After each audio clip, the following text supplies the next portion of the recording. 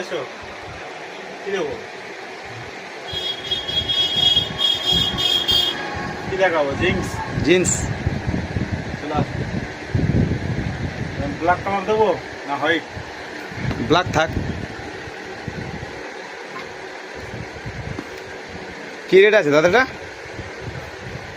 আগে মালটা দেখুন, মালটা আগে দেখুন, কোয়ালিটিটা দেখুন, মালের কোয়ালিটিটা দেখুন আগে। ভালো আছে, ঠিক আছে। হ্যাঁ ঠিক আছে, হ্যাঁ খুব বেশি না, 1000।